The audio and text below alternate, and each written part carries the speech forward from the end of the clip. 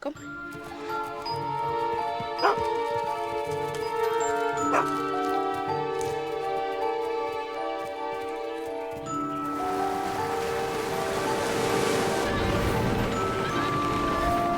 De vil at du skal ro dem ut.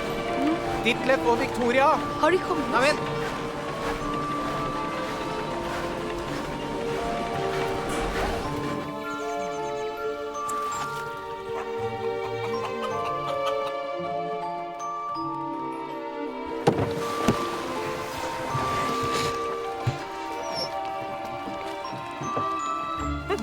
Ja, kjør det. Så skulle jeg gjøre det. Ta løfter vi glasset. Skål. Er det ikke det god sherry? Den var fin. Victoria! Jag klarar det. Titta! Jag vill att du ska se. Mm. Sluta! Nej! Victoria! Han kommer! Johannes kommer! Nei. Nå kan dere dra. Pass dere!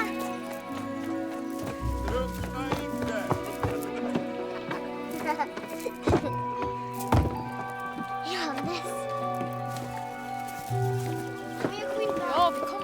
Nå er du forsiktig. Her, Otto. Takk. Kom her, det finnes jo fisk her.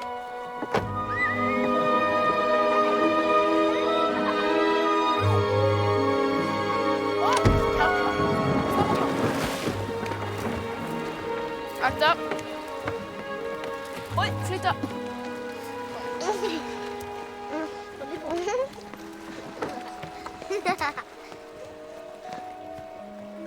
vet du ikke, det vet jeg. Jeg vil ha. Det er meg som vet det. Det er meg. Jeg vil ha den.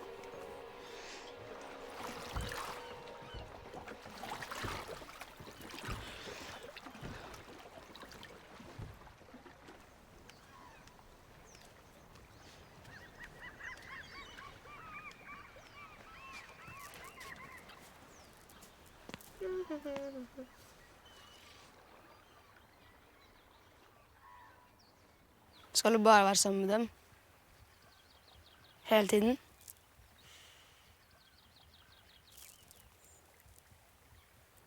Og forresten så er jeg mye sterkere enn han...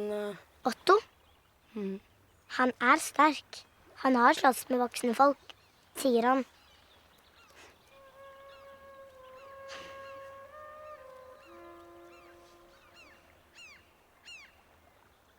Bærer du meg nå?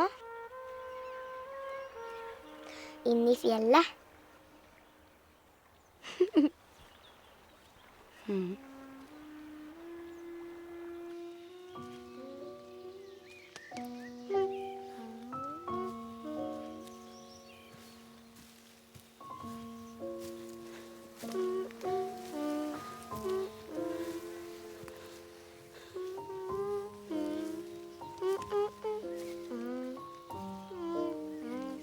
Nå? Lett. Hundekjeks. Du har jo gått i ring.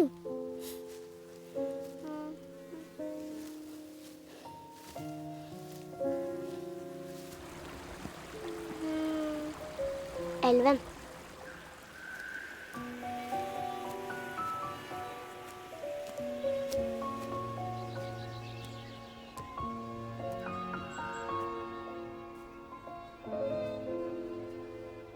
Nå da?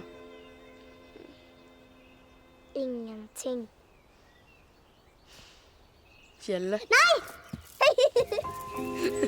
Victoria! Hva?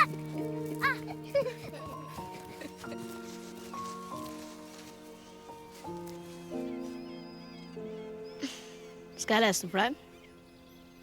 Men hvor er boken? Inni her har jeg sagt. Det var en gang 2 stykker, særlig hun. Ikke tull.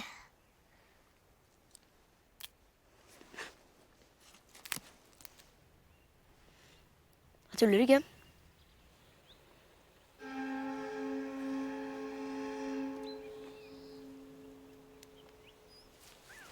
Da må jeg hjem.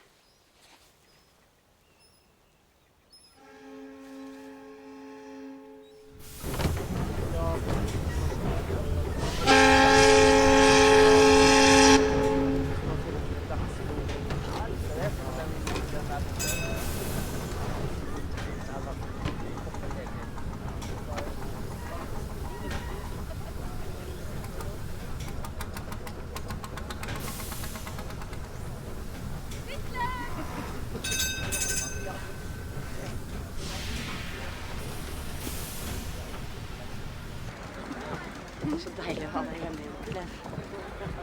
Ja, er du ikke glad for sånn? Har du med safran? Ja.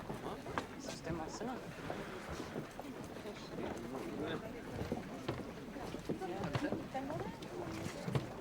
Ditlev? Han som hilser. Er det... Ja, det er Johannes Møller.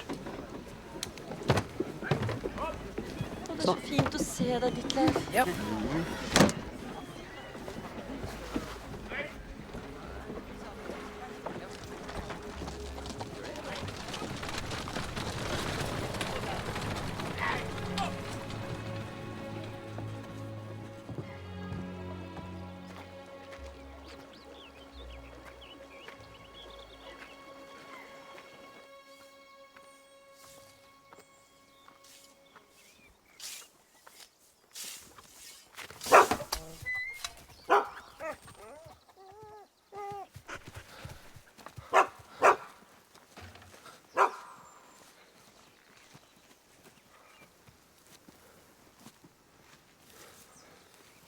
Johannes. Gudskjelov, takk. Kom. Kan du huske det var så smått her, Johannes? Så vidt.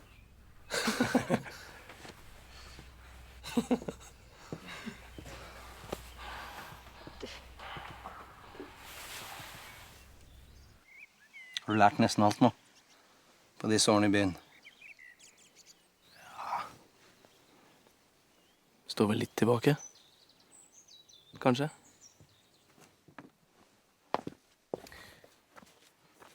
Hvor skal han? Jeg skal vel bare gå. Komme hjem.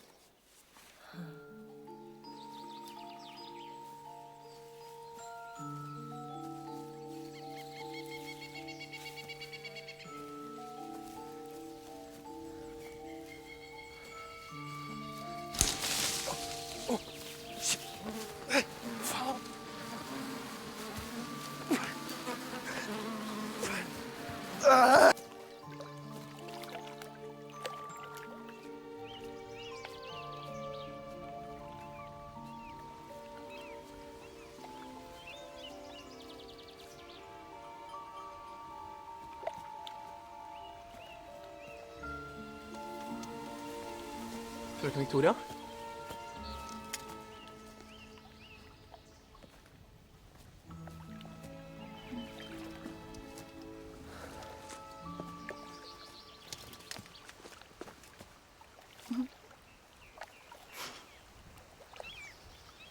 Velkommen. Takk.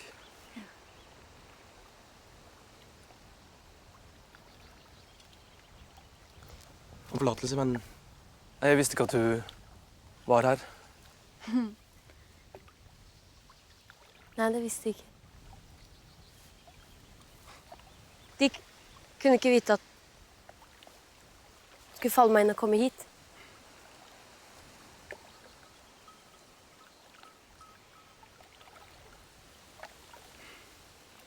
Jeg ble stukket av veps. Da har de vært for lenge borte. Ja.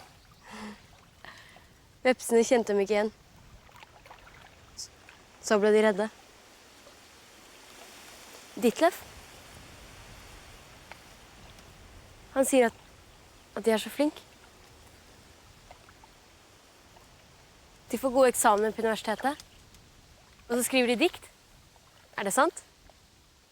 Nei. Eller bare innimellom. Tenk om du ville skrive et dikt til meg. En gang.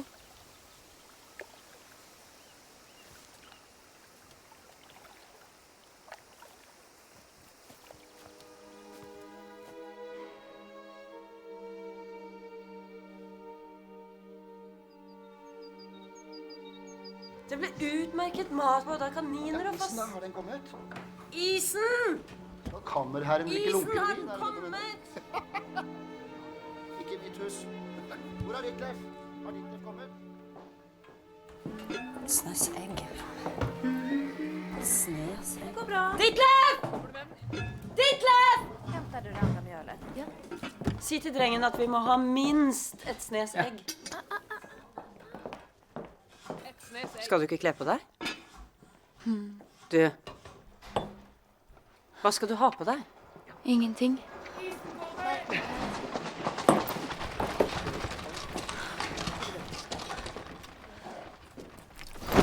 Ja. Jeg tror vi trenger 2, ja. Eller bare gi meg 3, det blir sånn. Hvor skal Ditlef? Pappa foreslo at dere skulle dra til Holmen. Så han dro for å spørre Møllerens Johannes om å ro dere ut.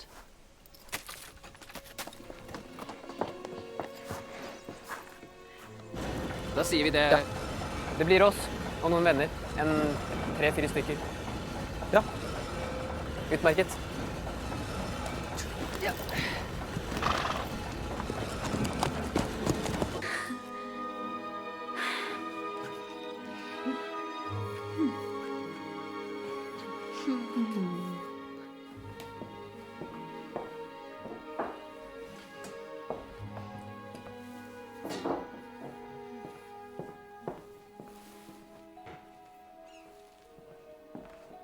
Frøken Victoria, nå kommer de. Kommer de nå?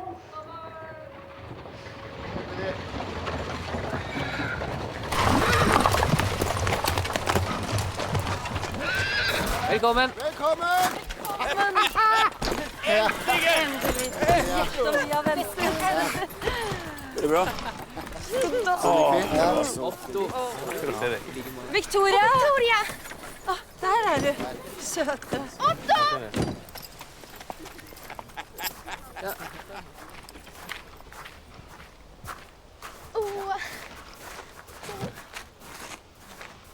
Victoria? Ja. Nå blir det skjærene. Ja!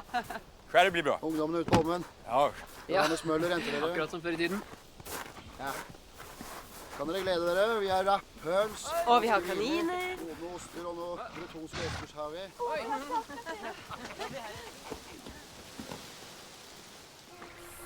Skal falle når jeg går tenker broder og straffere. Hans lille søster har alt for gud. Det heter jeg den bleke hud. Ei mer skal vetes av sorgens tår. Hun frøs ei mer i den kolde vinden. Nei, hun forklaret for lammet står.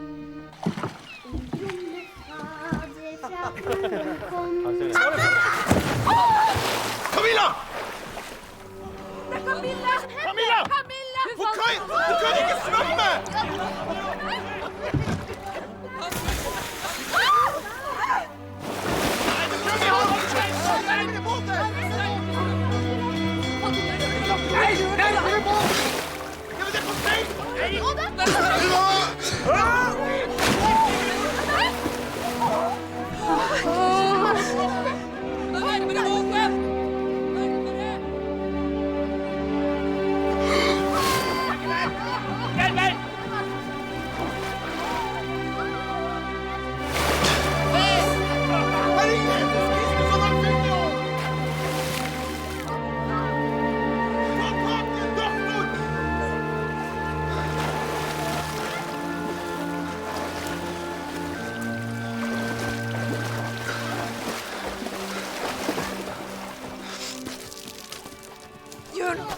Kom igjen. Herregud. Men hvordan kunne han vite? Hvor er han? Camillas kjære!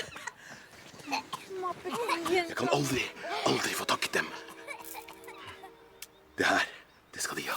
Takk. Ja, vi må få av klærne. Herre Jesus.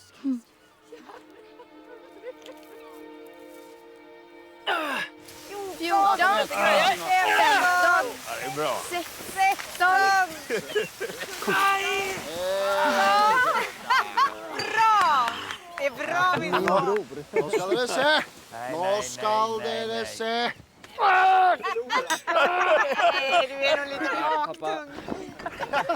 Jeg synes jeg husker, men herregud, kroppen min har glemt alt om ungdommen. Så du mener jeg fremdeles? Nei. Ja.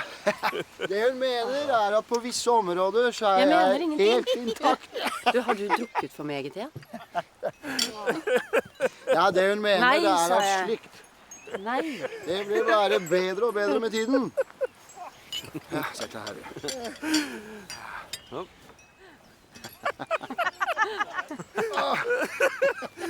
For kärleken. Ja, det vil jeg være med på.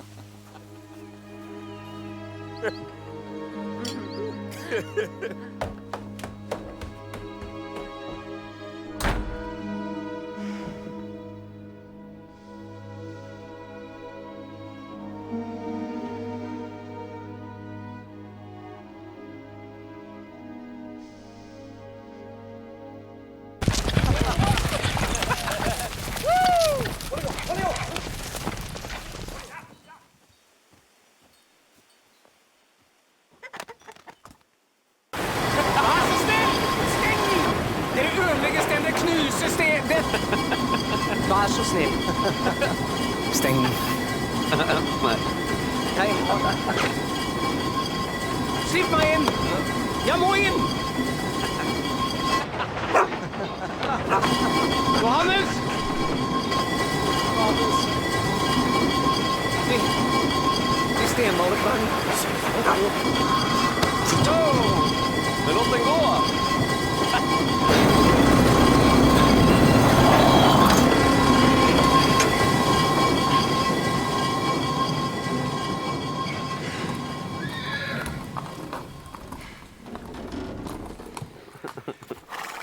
Hva gjør dere her? De ville stenmale kvernen. Og Otto. Var det deg? Slapp det opp for kvernen. Ja. Varför kan den inte gå? Otto, Fordi den er tom. kvernen er tom. Hur kunde jag veta det? Och varför helvete är den tom? Ska inte kvarnar gå? Va? Kom Jag bara undrar. Otto! Jag kommer.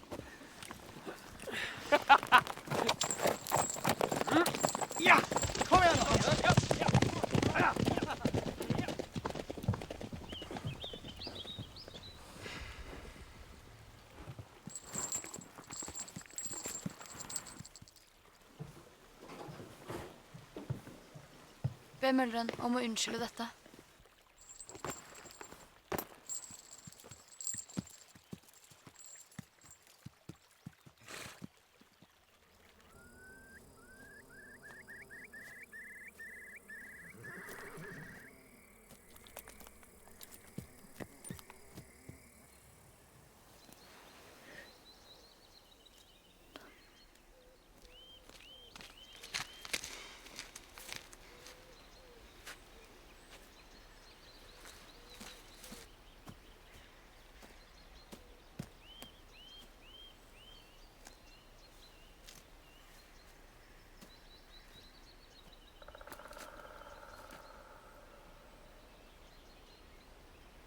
Har de falt av?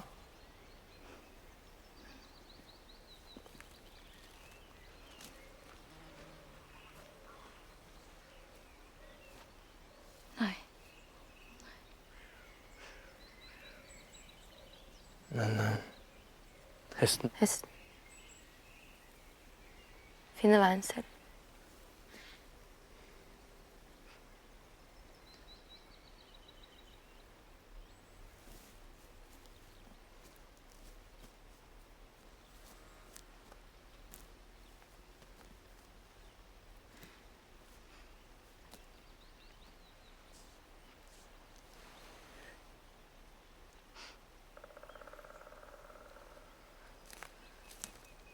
Johannes Møller. De skal ikke se på meg på den måten.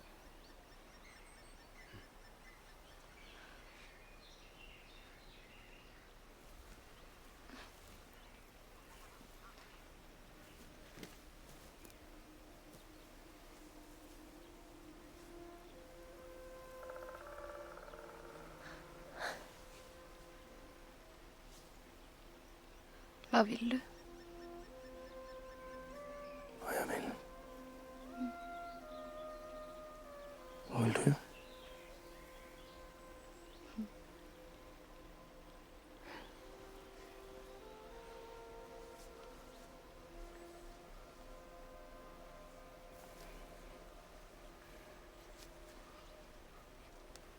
Der er du så fin.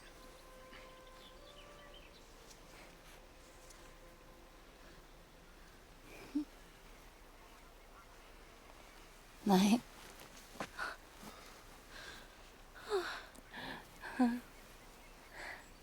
Det hender ingenting. Si at det hendte ingenting. Men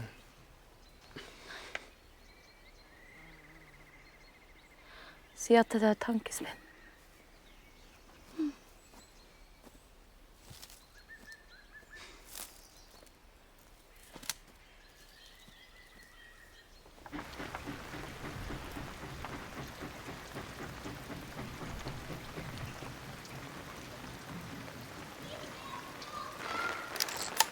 Da var det gjort.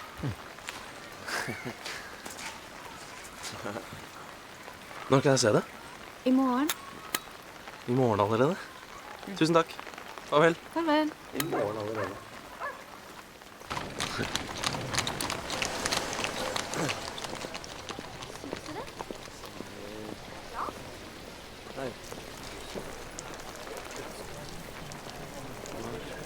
Leser de diktet?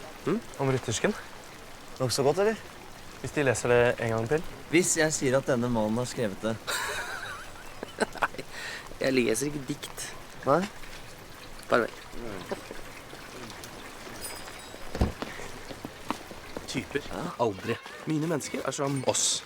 Ikke gode, ikke onde, men splittet og oppstykket i sine handlinger. Fragmenterte? Uhyggelig sammensatte. Den nye litteraturen skal skape unike individer, ikke typer. Det underbevisste, menneskets syke og vår totale mangel på rasjonalitet er mitt fokus.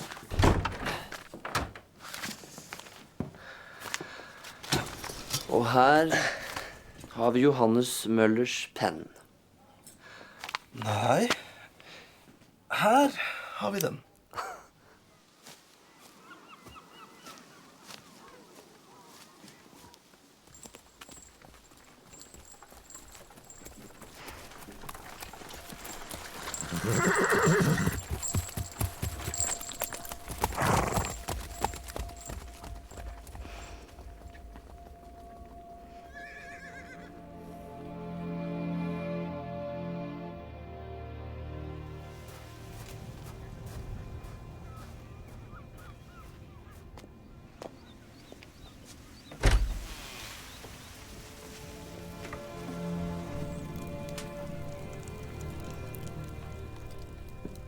Se her, du. Er dette vår Johannes Møller?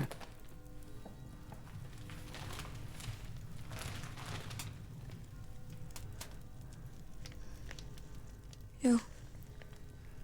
Skriver dikt, da. Dikter.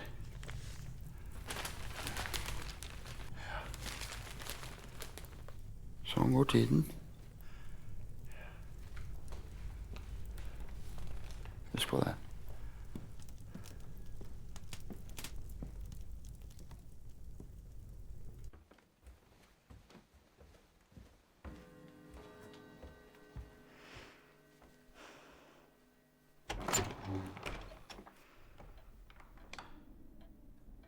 Victoria? Jeg ville lese litt i den avisen. For jeg Fikk ikke sove. Ja. Nei.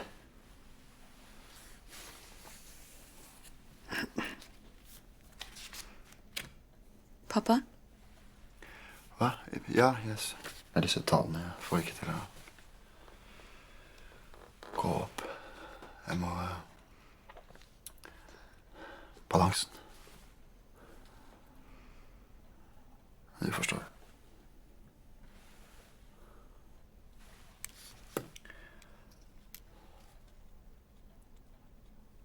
Det ordner seg vel.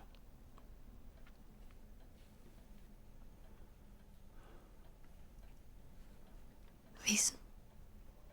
Ja.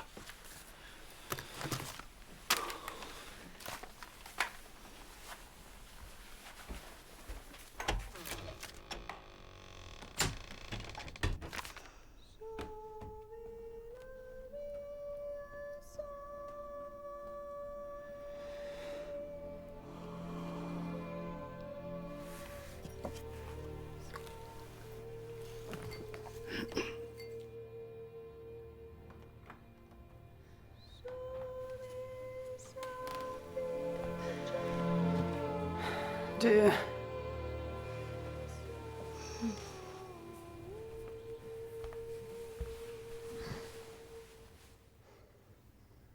Har du ikke sovet i det hele tatt?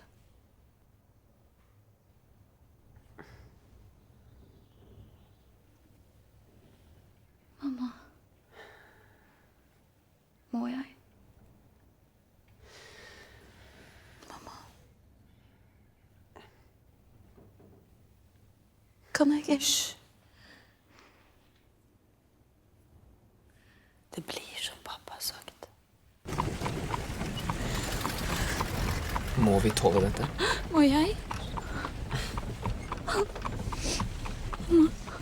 Ja, pappa trenger det. Trenger det? Ja, han elsker Og elsker? Ja. Ja, noen ganger så faller sånne ting sammen. For pappa, ja. Mamma, når det ikke faller sammen for meg.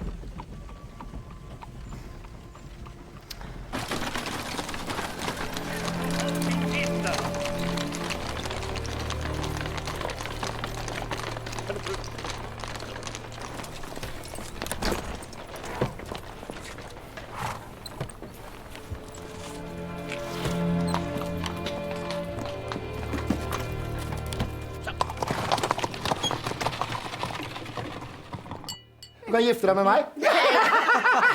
Han är helt otrolig. Det var deilig, ja. De har inte legat i vilken konjak som helst, eller? De har legat i svartölblendy. De har legat i konjak. Nei, takk. Konjak har de. Jo, ta. For syns skyld. Småkakor kanske? Biskvi eller de här saltas med fänkål? Det finns ingen som kan motstå dem där. Tack. Varsågod. Nei. Fanfare! Åh, där är han! Kappan! Kappan! Har vi nok glass her, da? Trenger noen flere glass her, sånn. Nu vill vi se! Fågelöster. Dette er din dag, Victoria. Ja. Redo? Ja. Å.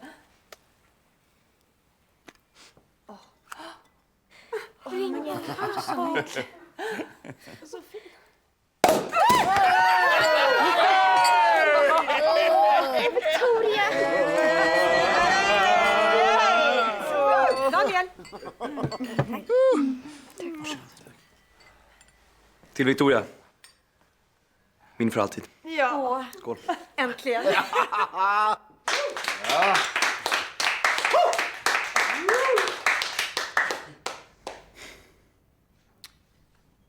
Er vi ikke både den som elsker,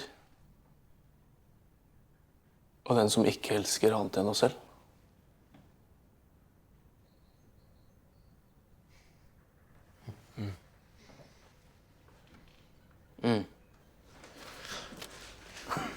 Når kommer boken, da? I morgen. Kjenn. Lukter sverte og ferskt papir i hele verden. Det lukter terpentin. Terpentin.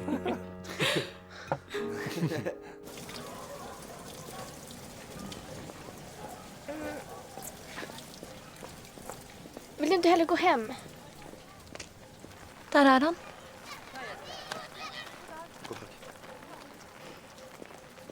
Det sägs att han ska förlovas. Men Camilla säger. Camilla? Som har reddet fra å drukne. Han har varit en vän av huset sedan dess. Hun er jo bare 12 år. Hon har precis fyllt 15. Hon älskar honom helt vansinnigt.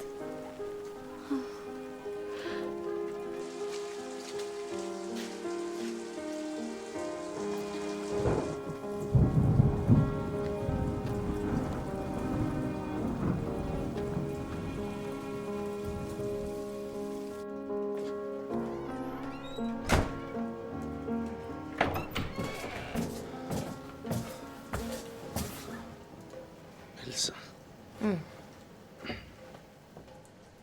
Er du full? Ja. Det tror jeg må være. Det kom et bud. Men denne. Romanen. Kjærlighet ble verdens opphav, verdens hersker, men alle dens veier er fulle av blomster og blod. Ja. Hadde jeg bare visst halvt så mye om kjærlighet.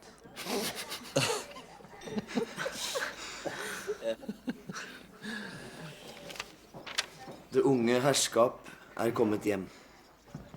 Deres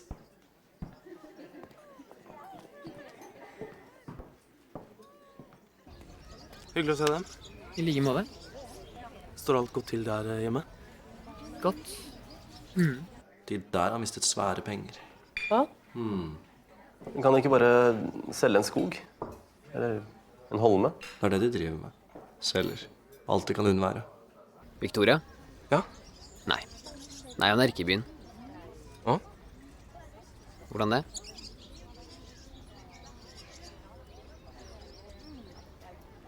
Ja. Hyggelig.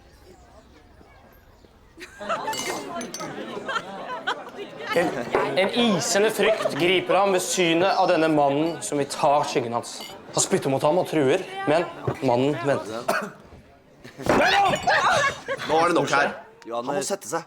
Men han har skrevet alt selv. Ikke ennå, men det kommer. I neste roman. Det blir en skrekkelig historie. Ikke tale om. Han skal ut. Johannes, du, jeg går sammen med deg. Jeg trenger ikke trøst. Jeg trenger frelse.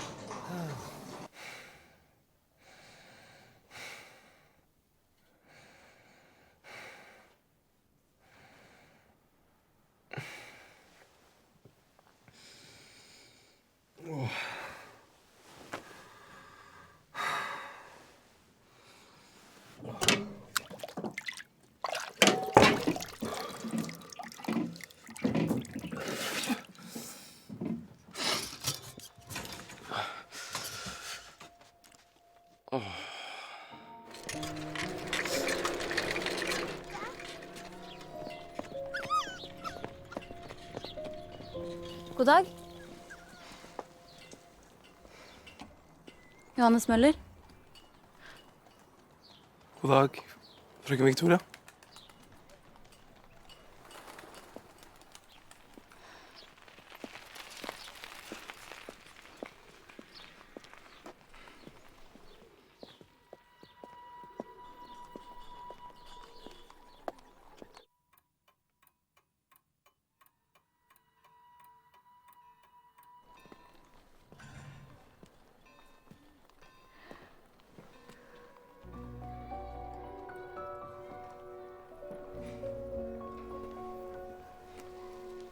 At jeg traff dem.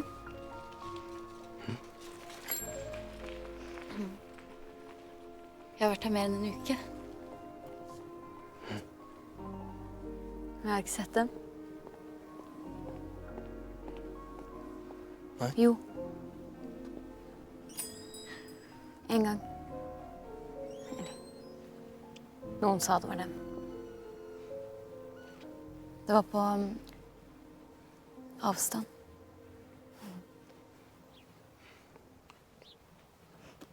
Skal de være lenge? Nei.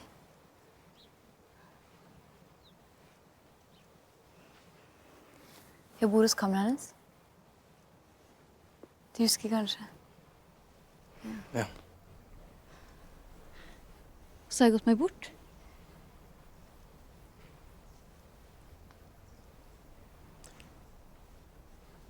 Vet du hvor kameraets gate er? Ja.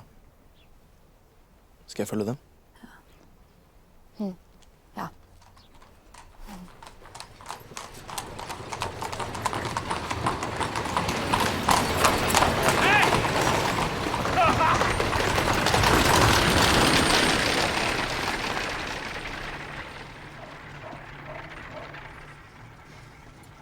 Fryser de?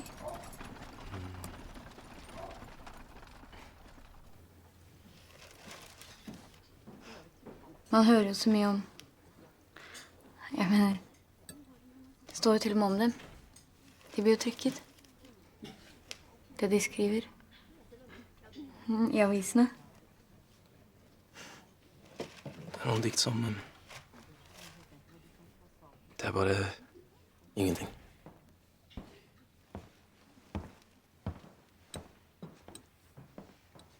Var det ikke en hel bok? Jo. Forfatter.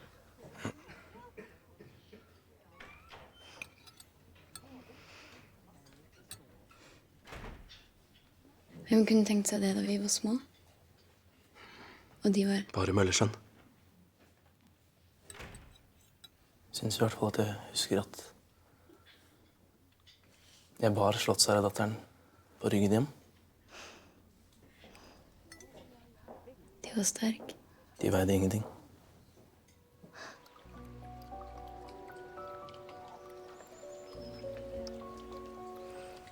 Så de er forlovet.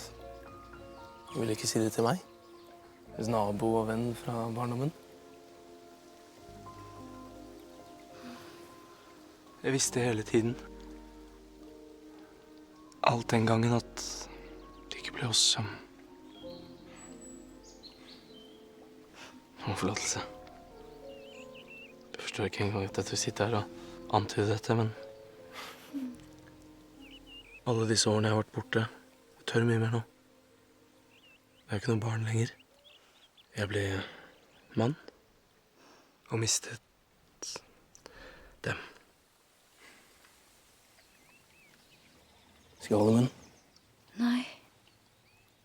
Si mer. Men ringen? Betyr den ikke noe?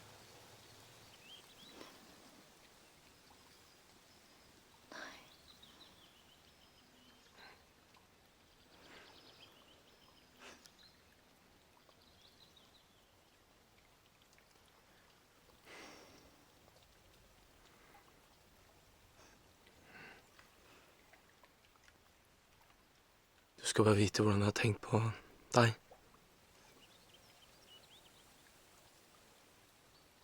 Husket du meg også? Av og til.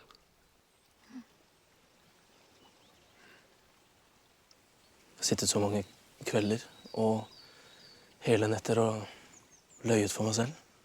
Og tenkt at kanskje husker hun meg litt. Og da åpnet himmelen seg, og så skrev jeg en dikt.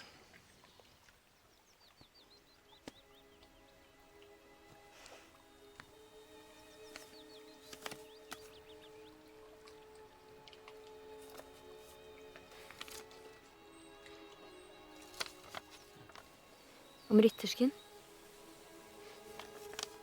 Til hest.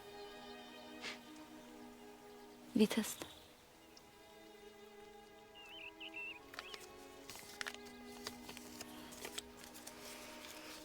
Det er ikke det eneste jeg skrev til deg. Det var det samme diktet om og om igjen. Du farver alt jeg skriver. Johannes. Ja. Det skulle gitt deg hele verden. Alt.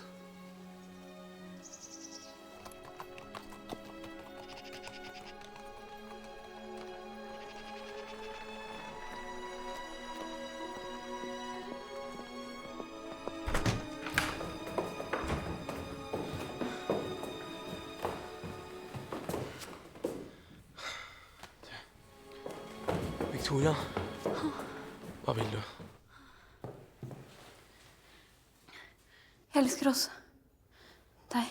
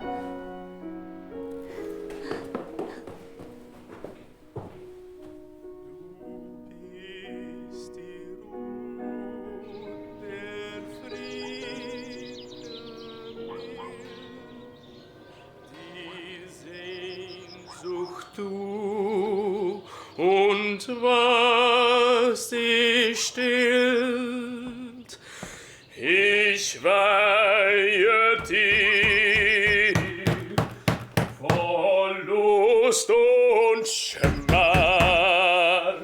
So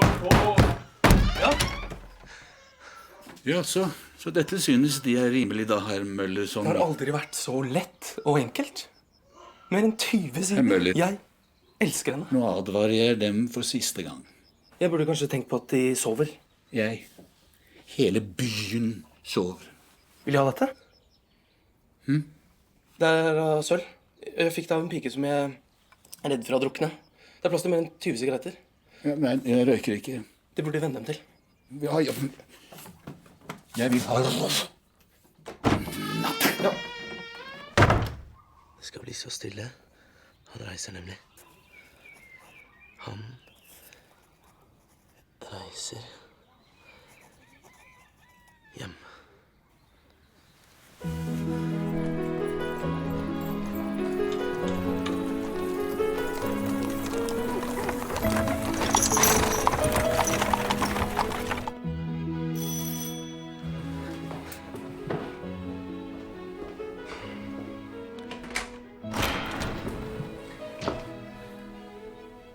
Er Victoria å treffe? Frøken Victoria og jeg, vi er fra samme sted. Vi lekte sammen da vi var barn. Kjerstin, han ville tak i frøkenen. Har hun reist? Hun skal i teatret. I kveld?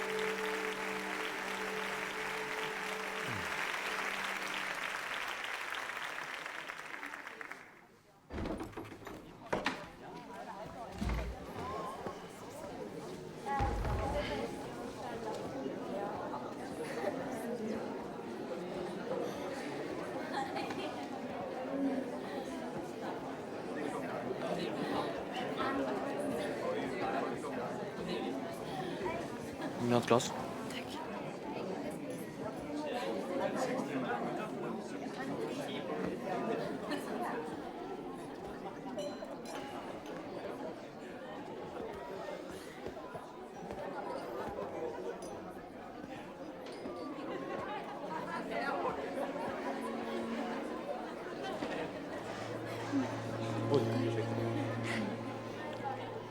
Skål.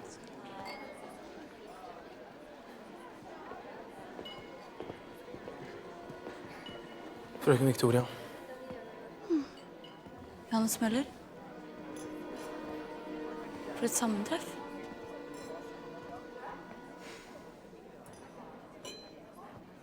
De vil gjerne vite hvordan det står til hjemme, kan jeg tenke meg. Så vidt jeg vet er alt godt. Jeg kan godt hilse Møllerens. Det gjør jeg. Mer enn gjerne.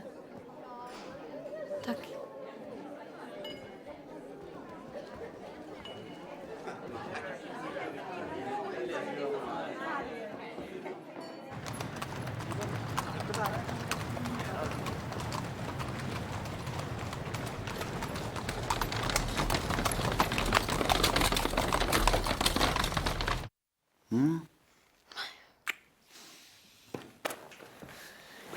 Da går de gamle Ørner. hjem til sine høner.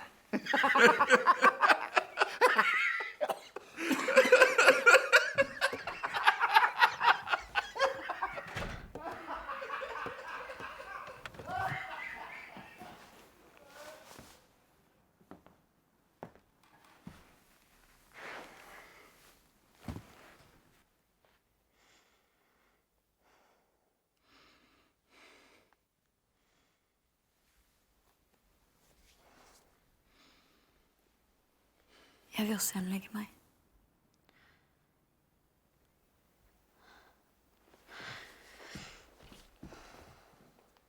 God natt.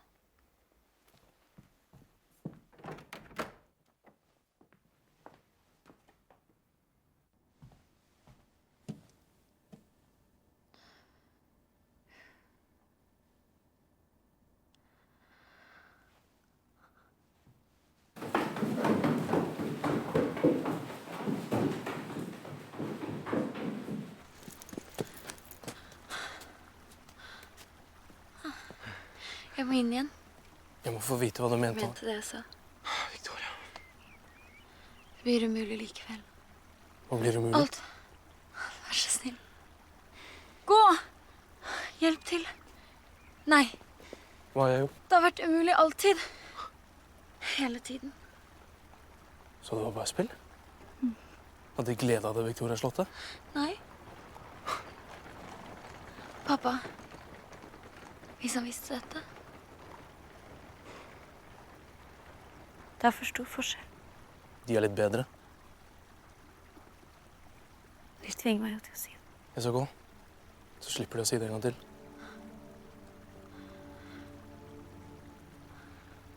Jeg fryser. Men de har ikke gått hjem William. Du drar dem selv. Nydelig.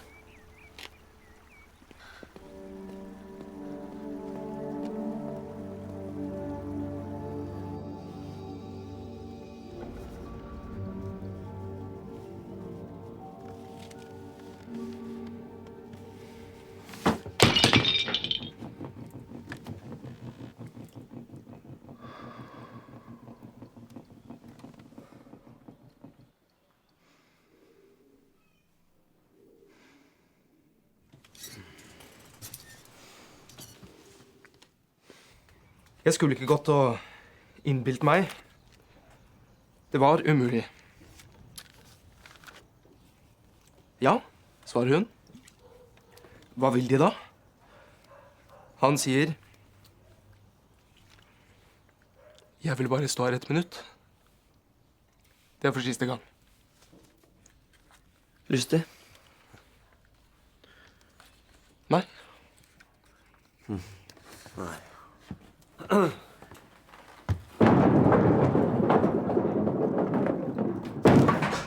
Nei! Det er visst ikke min dag heller.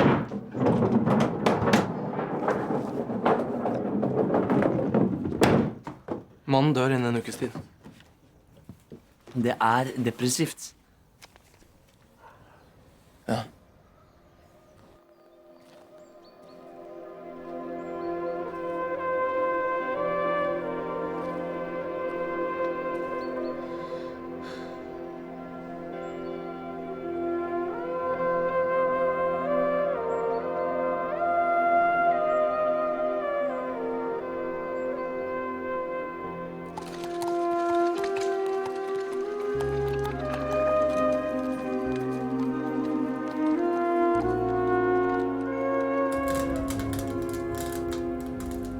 Jeg kan ikke bo på det lille værelset lenger.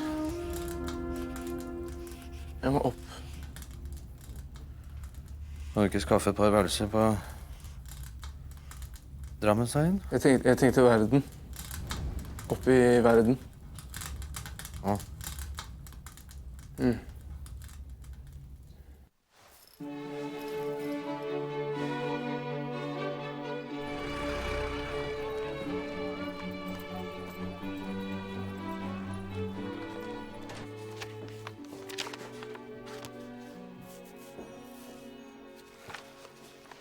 Så da er han ikke drept likevel?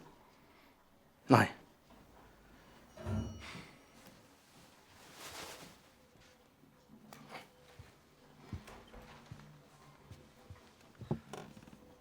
Og de har helt rett. Små opplag lønner seg ikke. Nei.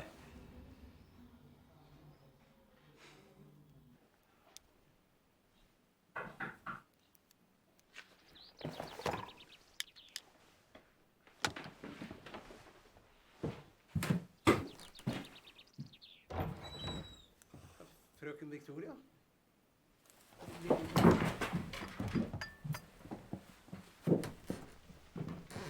God aften.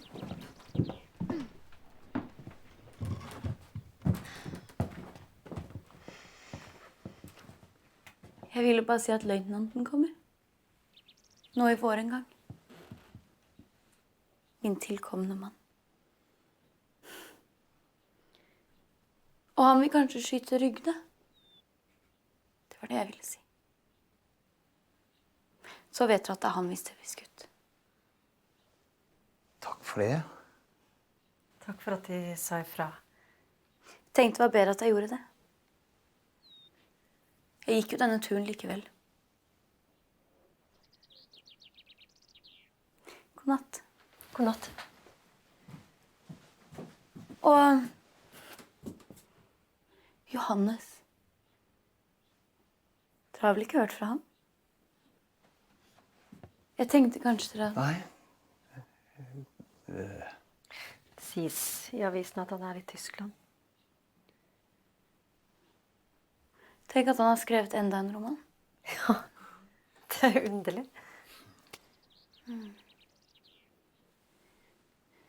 God natt igjen.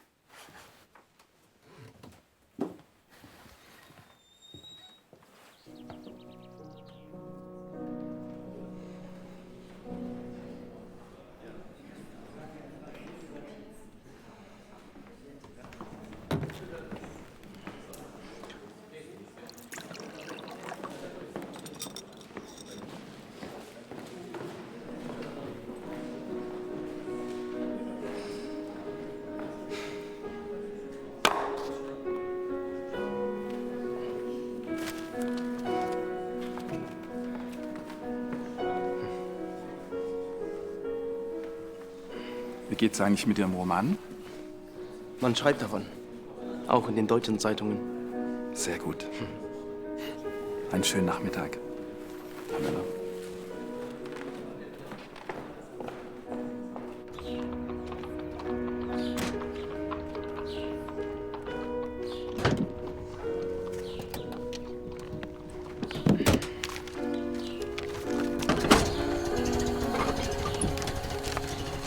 Mein Herr, nach Hause?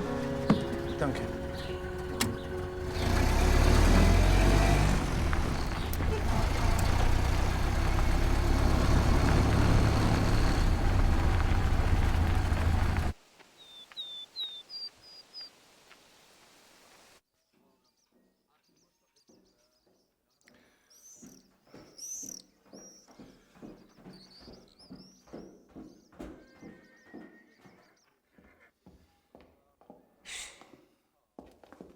Nå har vi hørt fra ham.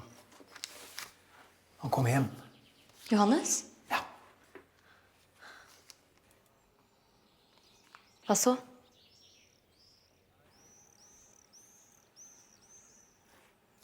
Nei, vi fikk... De spurte jo efter ham.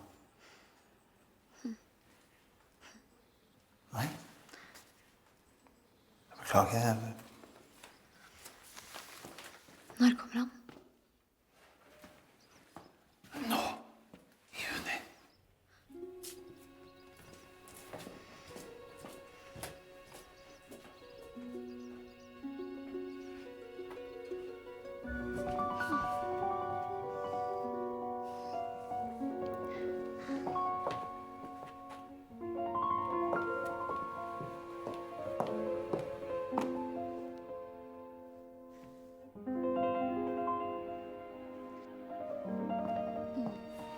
Men er du glad?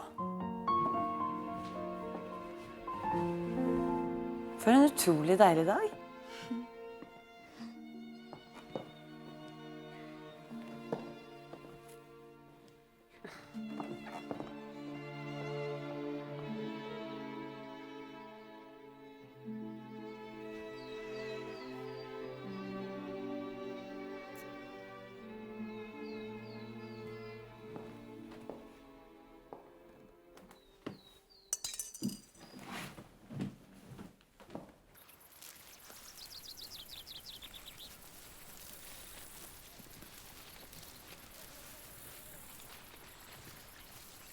Unnskyld.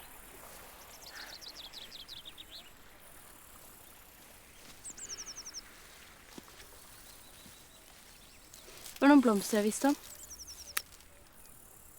Og ville plukke. Til selskapet. Som vi holder hvert år. Du husker kanskje ikke, men hvert år på denne tiden så har vi selskap.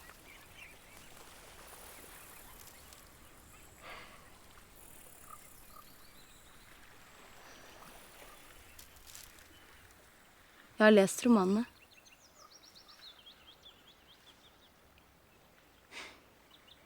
De må ha vært forferdelig inspirert. Frøken Victoria. Står jeg på noen måte i veien for dem? Mellom dem og disse blomstene de snakket om?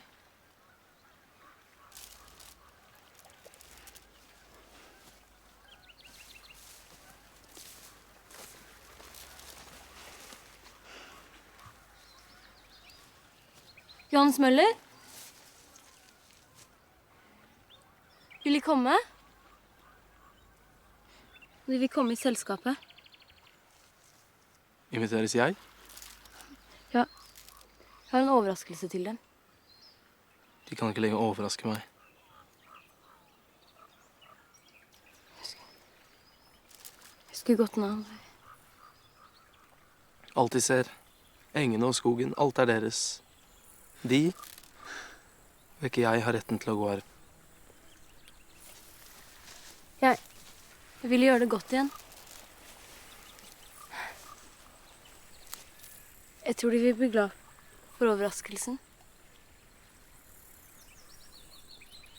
Vær så snill å komme. Hvis det er så om å gjøre. Takk.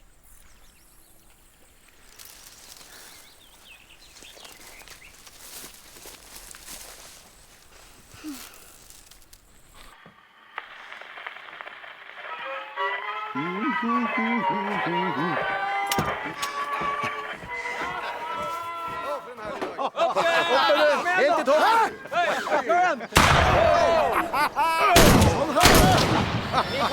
Jeg vurderer å forlate England og flytte hjem igjen. Sånn har vi det! Skål! Skål! Jeg er ikke invitert til kongen. Jeg kan i hvert fall ikke garantere at du ikke blir det en dag. Johannes.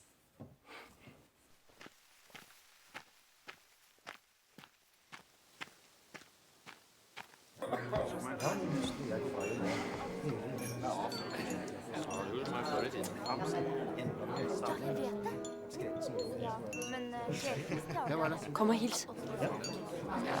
For en fornøyelse. I like måte. Johannes Takk. Møller. Sånn ble det. Forstår dere godt? Ja, takk. Det går nok så godt. Velkommen. Takk. Ja. Victoria! Ja, der er hun. Hyggelig.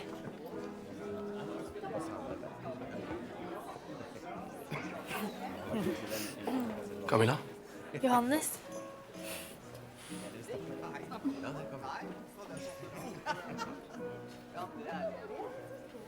Kjære mennesker, da. Det er full sommer. Det er fest. Og solen Skinner.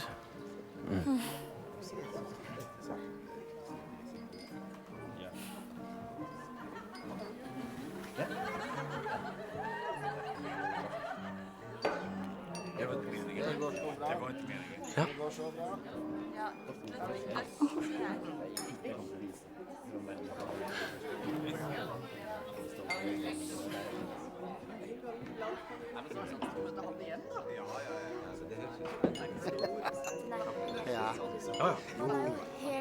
Johannes Møller.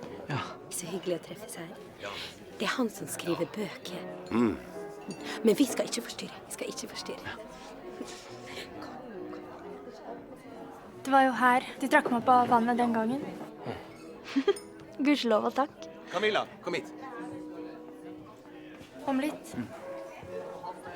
Du må hilse på Riksmann. Ja. God dag. God dag. Dere har jo møtt hverandre. Ja. Bra. Velkommen.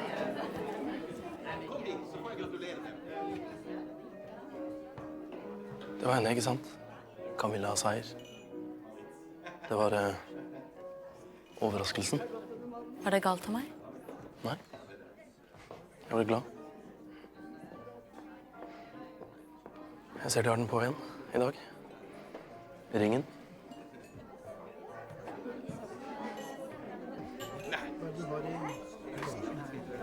Ikke ta den av igjen. Nei. Fra nå av tar jeg nok aldri av igjen.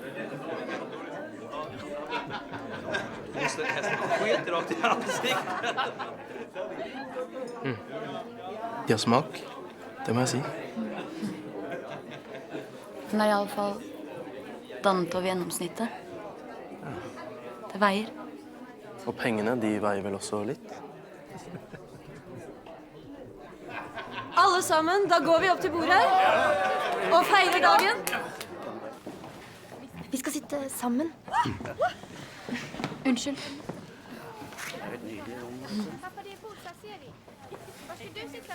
Ja, kom. Det er bare å stige på.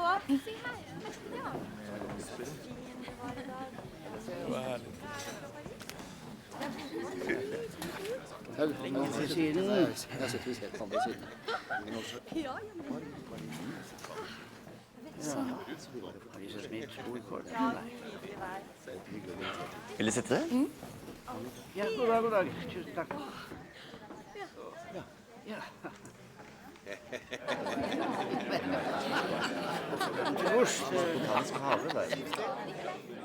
Er det ikke vakkert?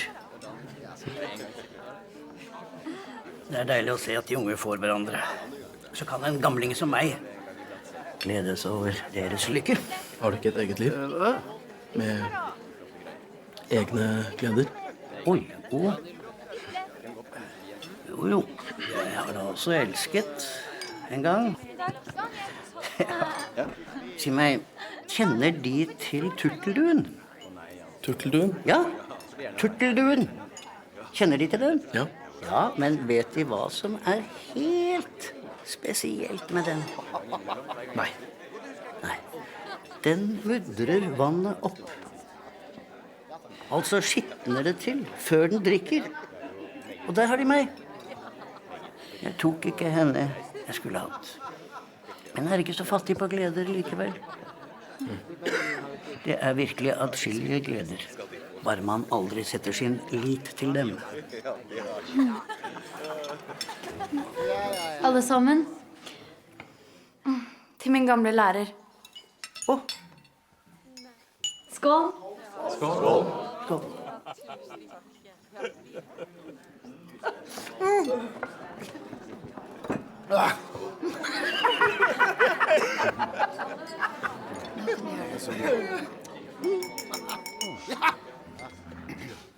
Jeg har blitt oppfordret, og jeg vil herved overbringe en hilsen til Johannes Møller.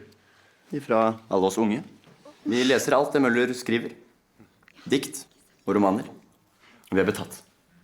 Det dirrer i dem. Blusser. Vi stiller oss i rekken. Vi anerkjenner. Vi beundrer. Vi feirer også dem i dag. Skål! Skål! Skål.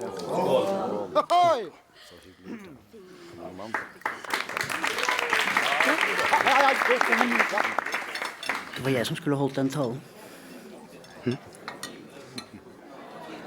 Ja, Victoria ba meg om det i dag morges. Jeg er dikter selv, forstår du. Ja, bare for skuffen. Foreløpig. Få litt mer vin i glasset.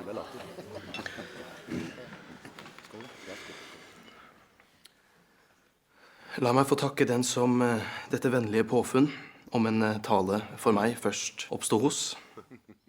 Og taleren selvfølgelig. At jeg er her i det hele tatt skyldes kun at jeg er sønn av slottets nabo. Ja. Victoria. Victoria? Victoria. Det finnes ingen annen grunn i hele verden. Victoria. Ellers så husker han ingenting av alt. Se på du. Jeg husker... Jeg var ikke bare nabo, jeg var også venn. Og jeg husker det som om det var i går. Slottets skoger var min verden. Vår. Vi lekte der når det var fint og stille. Eller vi satt under en løvhytte i regn og diktet hele liv. Er det sånn at det jeg skriver blusser noen ganger, så er det gjenskinnet av lykken da. Av oss i barndommen som skrives. Den gang ingenting kom imellom meg og dem.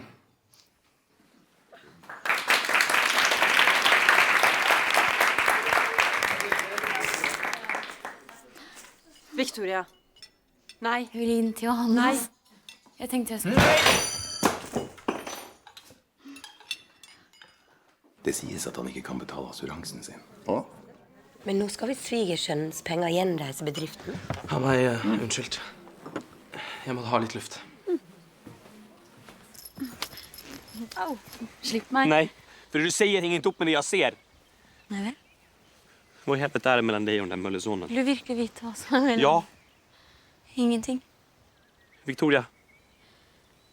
Mellom Johannes Møller og Victoria slott er det ingenting. Alene det livet min mann, men hjertet han fordre ei kan. Ja, jeg kan ikke. Jeg kan ikke. Og derpå hun skjendig sin husmor bedrog, i fall man på rykte kan tro. Ti innen lett lenge en elsker hun tok, man påstod sågar hun tok to. Og det er noe som alt kan lide, at det kunne man... Var det inte så att ni inviterade på jakt? Jo. Ska det bara gå? Johannes, kom her! Nei. Jag kommer och går som jag vill. Nå går hun efter ham. Nei! Victoria. Kom.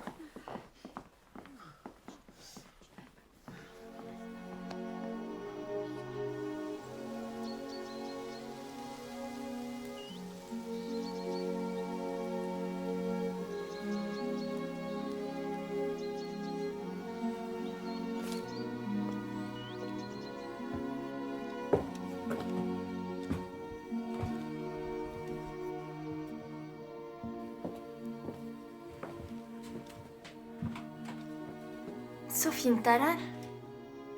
Så veldig pent. Jeg er Camilla Seier. Jeg bare lurte på Johannes, er han hjemmetro? Seiersdatter? Ja. Jeg kjenner ham fra byen. Vil ikke... Jo.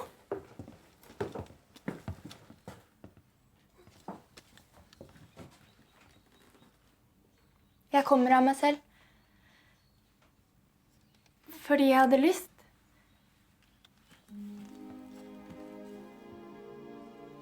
Johannes Møller. De ville kanskje ha meg ut hit, så de kunne redde meg igjen. Veldig gjerne reddes en gang til. Kanskje.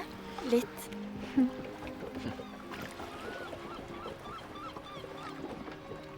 Camilla Seier.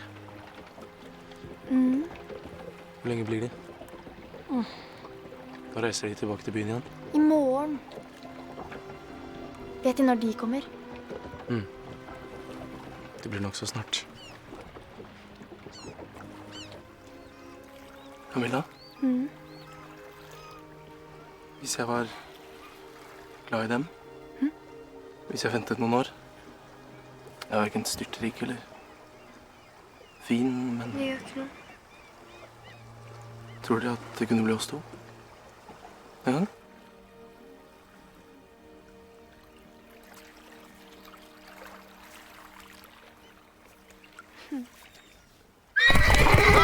Har du skjenkt hesten også, gutt? Nå må du stå opp da, latsammer!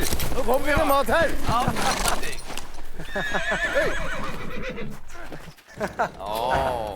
Se her. Det er bare sånn søyt flest, da. Fugler, var det gammel eller var det ikke? Oi, fin gammel, det er jo nesten mat, det spør du meg. Dricker vi frokost? Bara fan med de här jävla skål. Ta noe fint. Ja, kolla, den är jättefin. Ja.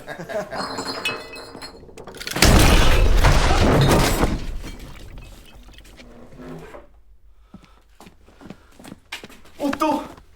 Otto! Slipp! Slipp meg! Ikke se på det! Daniel, vær så snill, det går fint. Vær så snill. Daniel. Rolig.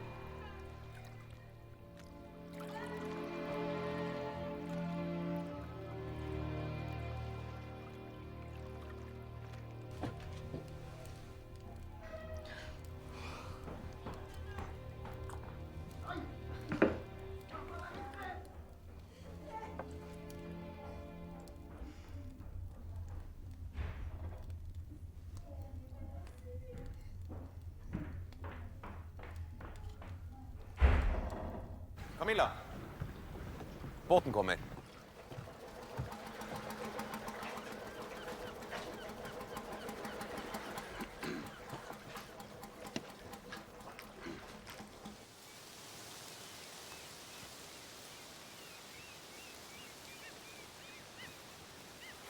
Jeg kom hit for sent. Jeg ville si farvel. Farvel, Victoria. Jeg ville si til Camilla. Johannes! Han vet 1000 ganger mer verdt enn dem!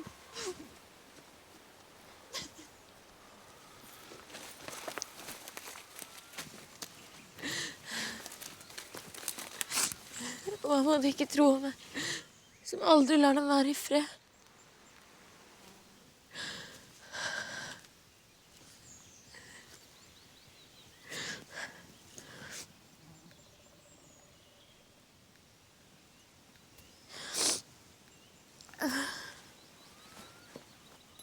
Nei. Det var for pappas skyld. Vi har... Victoria, jeg vet det.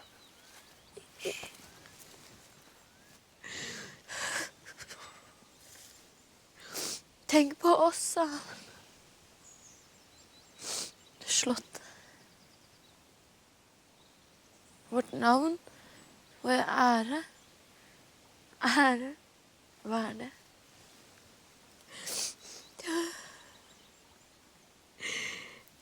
Til slutt så sa jeg, så kom med han. Jeg hadde grått. Og bedt om at de skulle livsforsikre meg. Så skal jeg bli borte. Sørge for det selv. Jo. Han sa ikke et ord til svar. Han bare skal.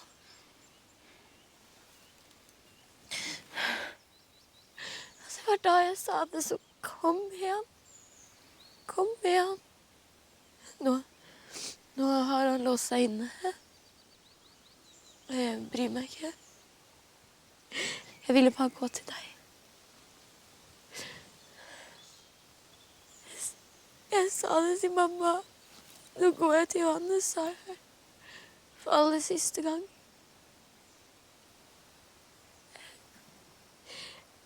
Da sa hun gå, og Gud velsigne deg. Hun har visst det alltid. At det er deg jeg elsker. Og jeg elsker det hele livet.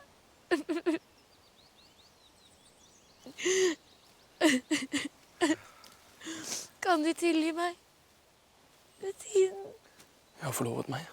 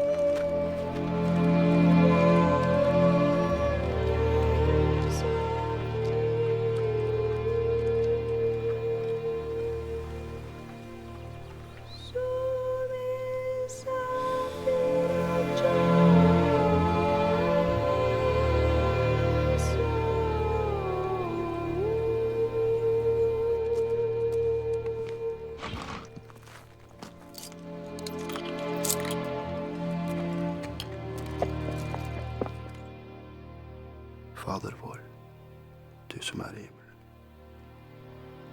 Helliget vare ditt navn. Komme ditt rike. Skje din vilje som i himmelen. Så på jorden.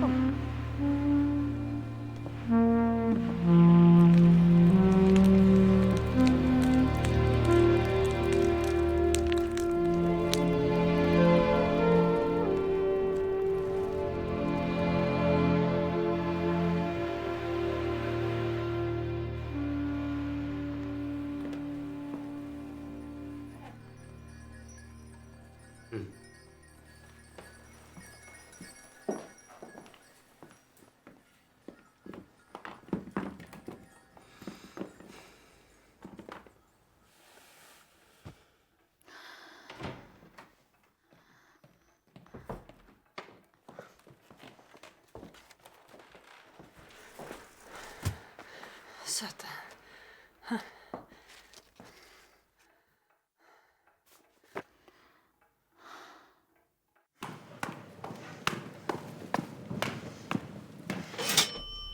Takk skal du ha.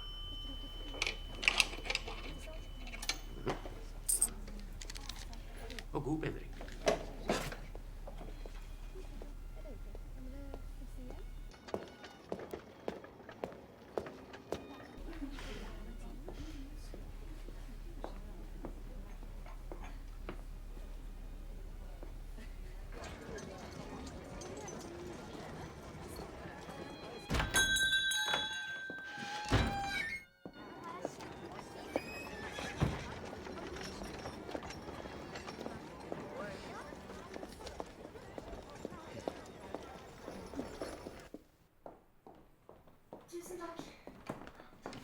Tusen takk skal de ha. Johannes, det er en helt fantastisk dag i dag. Har du ikke vært ute? Har du arbeidet igjen? Hele natten?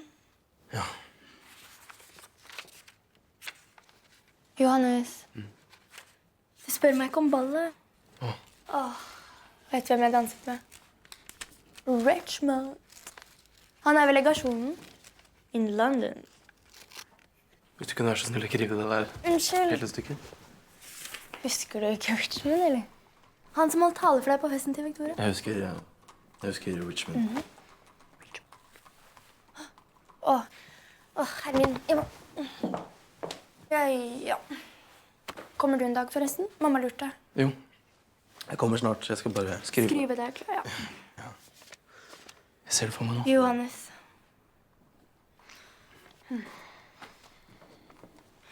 Vet du hva?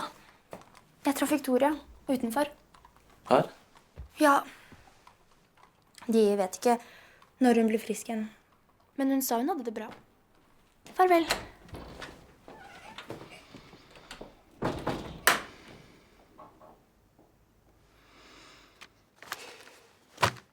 Titlene?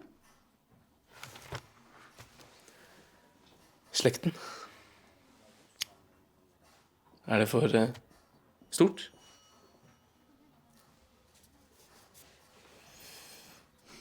Slekten skal det hete.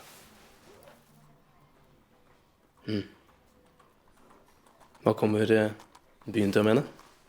Hva vil du si på Grang? Og de andre beryktede steder?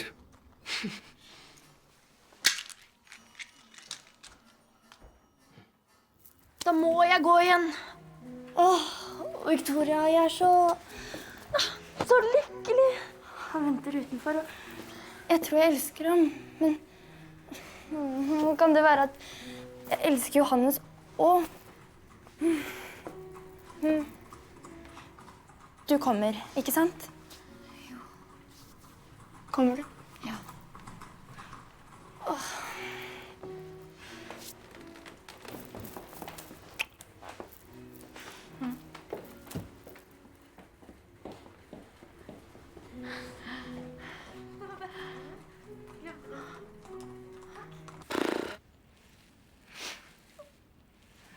Kjære deg, Camilla. Forstår du ingenting? Nei, Johannes, det går en annen utenfor og venter på meg. Og så skal vi ha noen hos oss i morgen kveld, et selskap. Babba inviterer, men han får ikke komme. Han skal ikke komme likevel. Du skal komme. Nei. Nei. Jo. Nei. Jo. Nei! Jeg aner ikke lenger hva jeg vil. Og jeg aner ikke hvordan jeg skal få det til.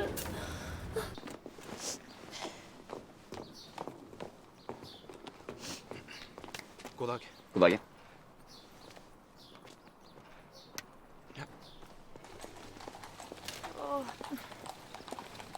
Begge. Dere må komme begge to. Ja, sa jeg at Victoria kommer? Nei. Jeg sa til henne at du skulle komme. Så, ja. Kan jeg si at du kommer? Ja. Farvel. Farvel, da.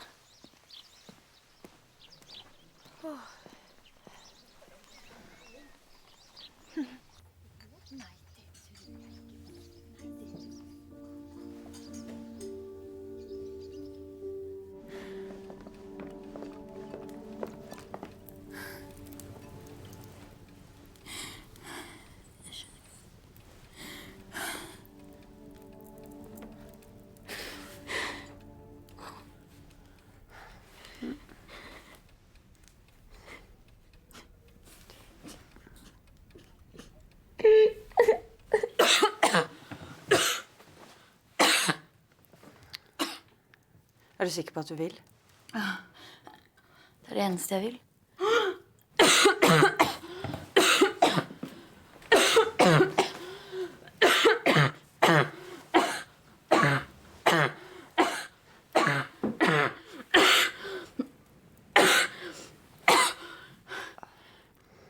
Er det blod?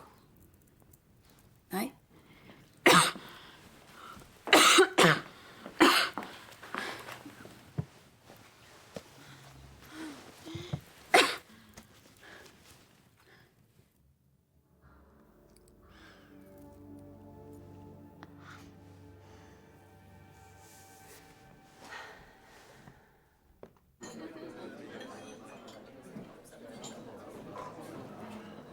Vond dag. Kald. Egentlig ikke. For årstiden. Det skulle vært et selskap. Er jeg også invitert? Nei, jeg skulle skrevet. Det er det eneste som gir meg fred. Sånn har vi det.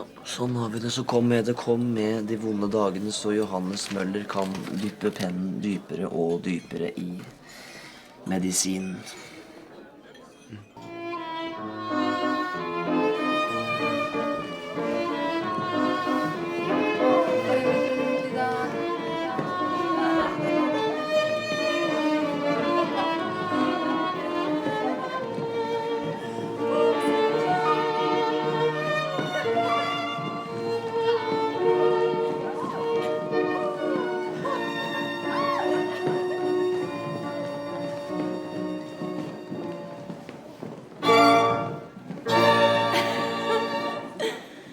Henter du noe til meg også?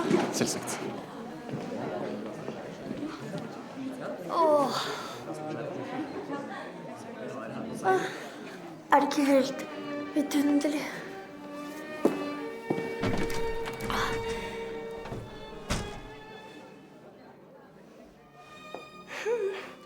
Jeg visste ikke at man kunne kjenne det i hele kroppen. Hele tiden. Har du kjent det sånn? Det er forferdelig, men Richmond har fått meg til å forstå Johannes. Og jeg... Fryser du? Nei. Du fryser? Nei.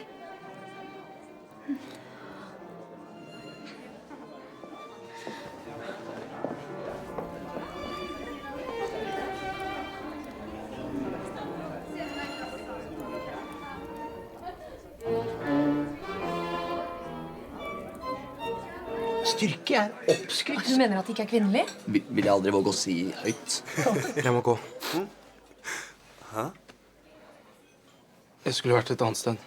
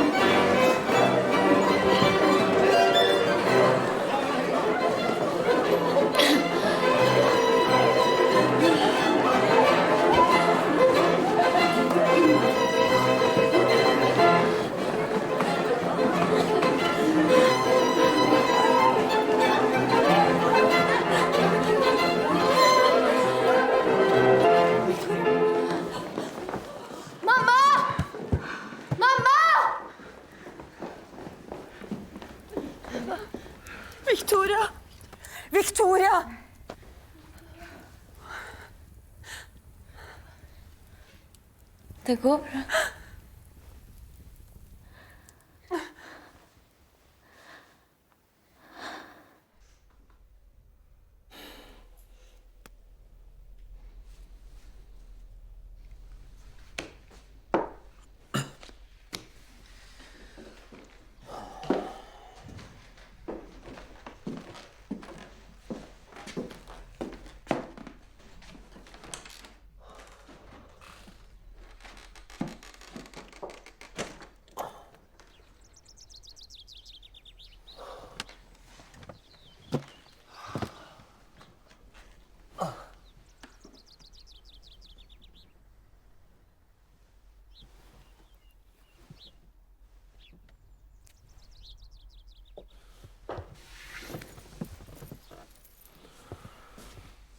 Høres morgen.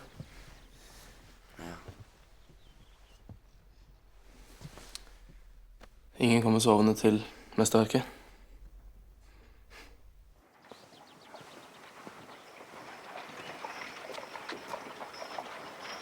Johannes Møller?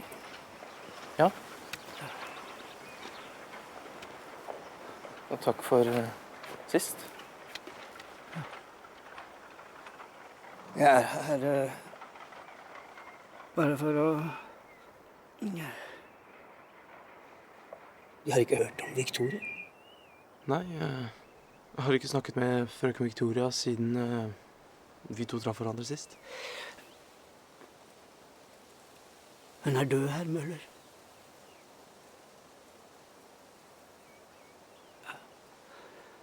I et selskap for noen dager siden.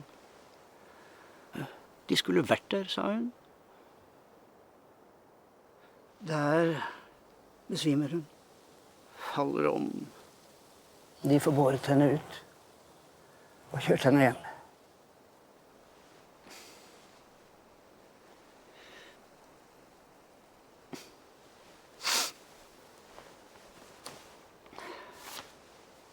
Det er til dem.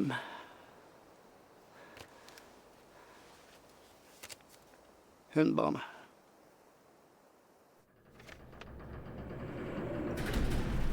Min kjæreste Johannes. Når du leser dette, er jeg død.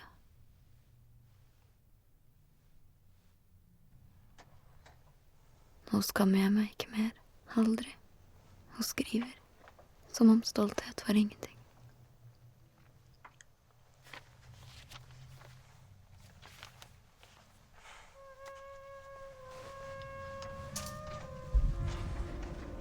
Nå angrer jeg bare på at jeg ikke alltid viste hvor usigelig jeg elsket deg. Det sto så mye i veien. Først og fremst min egen natur.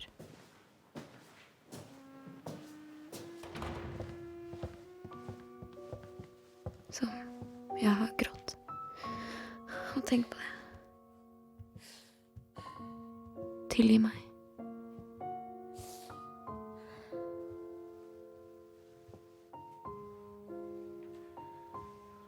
Det er merkelig å tenke på at jeg ikke har fått gjort annet enn å komme til jorden og elske deg. Og nå å si farvel til livet.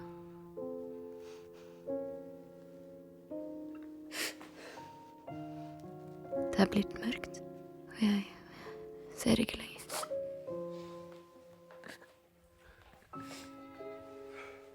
Så farvel, Johannes. Gud leser dette over min skulder.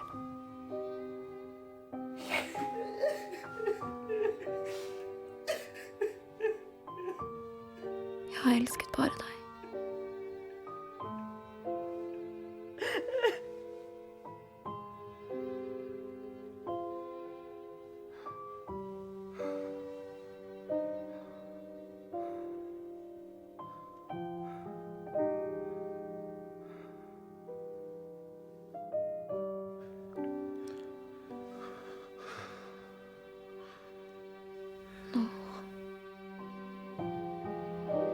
Jeg er din for alltid.